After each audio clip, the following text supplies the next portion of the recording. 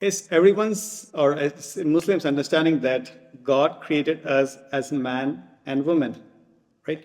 But a segment of society where we live in identify themselves as something else.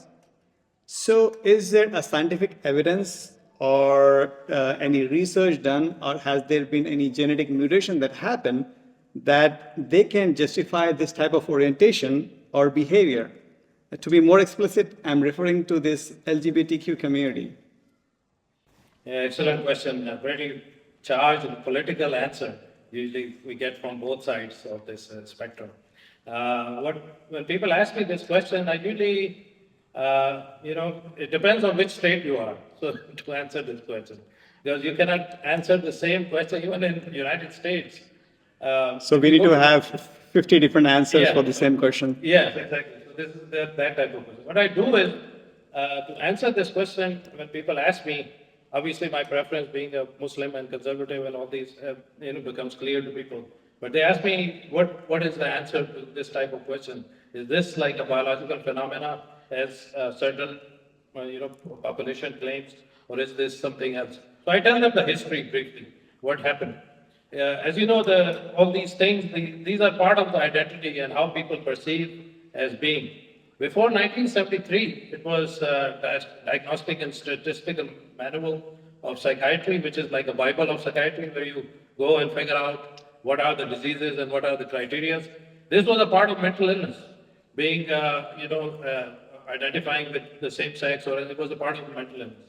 In 1973, the president of American Psychiatric Association, who happened to be the same-sex person himself, and that's why it's considered biased research, came out and he said, this is not a part of this because I did this research and now it's out of the DSM.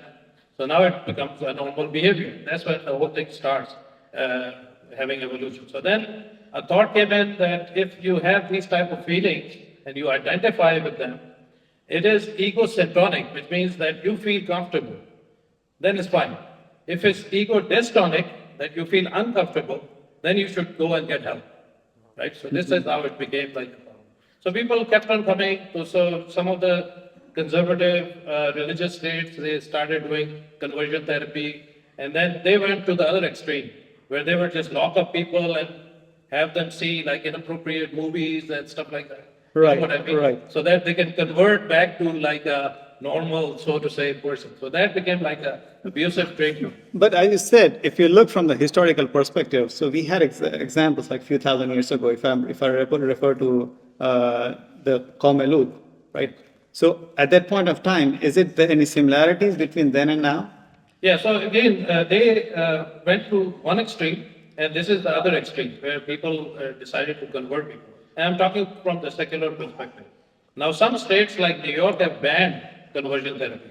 Not only banned conversion therapy, but the psychiatrists or psychologists there cannot even suggest to explore your feelings. So if you have these type of feelings that are ego-dystonic, that you're uncomfortable with these, you cannot go to a person and explore them with them. Right. It's illegal.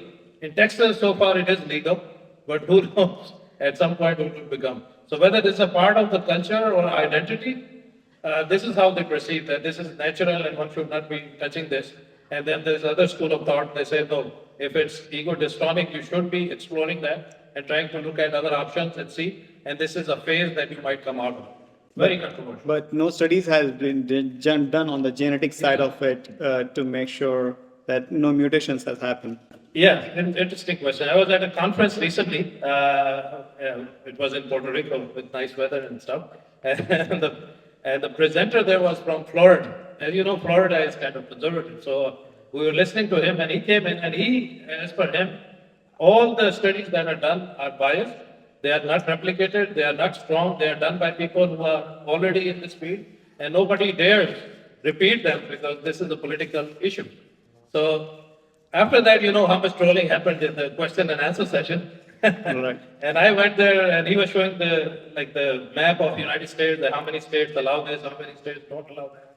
And so I went there and I did my thing just to save the guy a little bit, but it was too late. So many people said that you are biased and racist, and you should not be coming up with these type of comments. I did ask them, is there any counter research? and nobody has any answers. Yes, if you go to LGBT websites that they do have, and if you're practicing in New York, you need to tell everybody to go to LGBT groups, and then take it from there.